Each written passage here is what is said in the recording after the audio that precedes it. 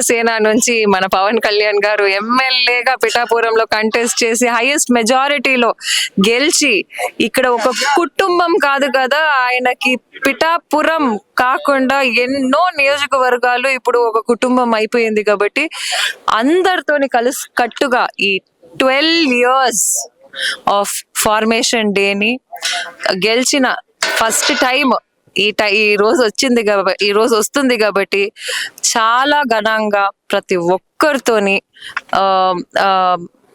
వీధి వీధి ward every constituency నుంచి ప్రతి ఒక్కరూ ఎక్కడెక్కడి నుంచినో తరలి కేవలం పవన్ కళ్యాణ్ గారి గెలుపు and 12th formation day celebrate చేయడానికి ఒక పండుగలాగా, ఒక ఊరు పండుగ లెక్క చెయ్యాలా అని చెప్పి ప్రతి ఒక్కరూ చాలా బాగా ఆర్గనైజ్డ్ గా కళ్యాణ్ బాబు గారు రాక కోసం ఎదురు చూస్తున్నారండి. ఇది పరిస్థితి. అలాగే పవన్ కళ్యాణ్ గారు గెలిచి ఇప్పుడు 9 నెలలు అవుతుంది, 9 నెలలు కావాల్సి వస్తుంది జనసేన వచ్చి. అయితే మొదటిసారి ఆవిర్భావ జరుగుతుంది. అయితే మీరు గతంలో కూడా చూడబోతే మీరు ఇక్కడ క్యాంపెయినింగ్ చేశారు కదా అంత పిఠాపురంలో ఎలక్షన్లు అప్పుడు. ఇప్పుడు ఎలా ఉంది మీరు ఇక్కడికి వచ్చి కూడా ఇప్పుడు ఇక్కడ చేస్తున్నారు?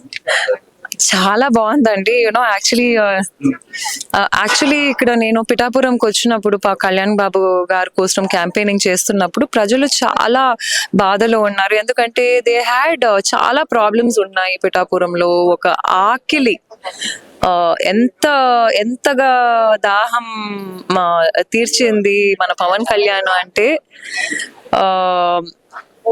రోడ్స్ నుంచి పట్టి డ్రైనేజెస్, డ్రింకింగ్ వాటర్. ఆయన వచ్చిన ఫస్ట్ డే నుంచి ఆయన మొదలు పెట్టింది ఫస్ట్ మన పిఠాపురం నియోజకవర్గానికి రోడ్స్ తేవాలి, మళ్ళీ ప్రజలకు వాటర్ తేవాలి అని చెప్పి ఢిల్లీకి పోయి చాలా కష్టపడి ఆయన కూడా శాంక్షన్లు చేసుకుని వచ్చి ఇవన్నీ బడ్జెట్ లో పెట్టి దాని ఒక ప్రాసెస్ ని మీకే తెలుసు, ఒక బడ్జెట్ లో పెట్టాలంటే ఎంత డిలే అవుతుంది, కొన్ని సంవత్సరాలు కూడా అయ్యే పరిస్థితి.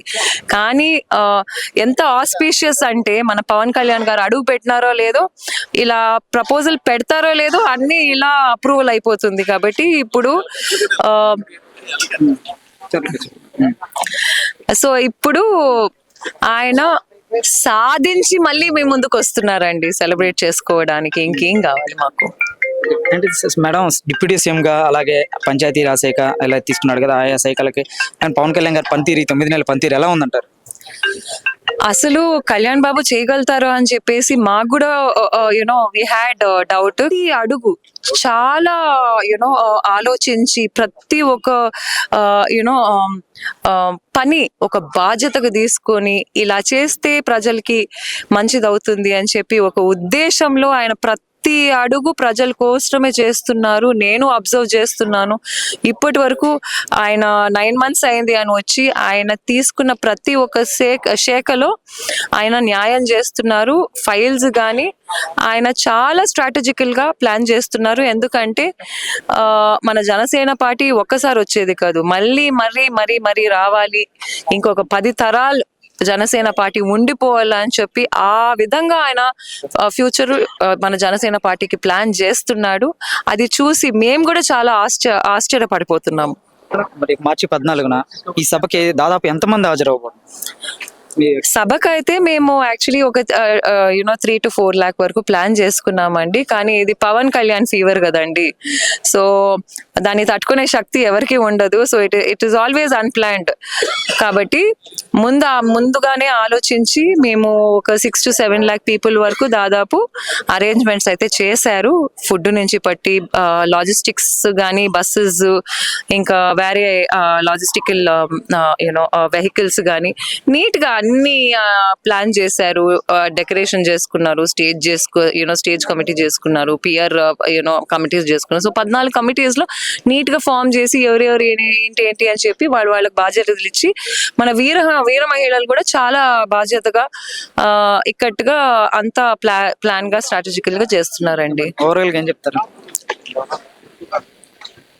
అందరూ చలో పిఠాపురం ఊరు పండుగ అంటే ఎలా ఉంటుంది అని మీరు పిఠాపురం ని చూసి ఒక మోడల్ పిఠాపురం కల్చరల్ ఫెస్టివల్ ఎలా ఉంటుంది అని చెప్పి మీరు 14th March మీరే ప్రత్యక్షంగా చూస్తారు.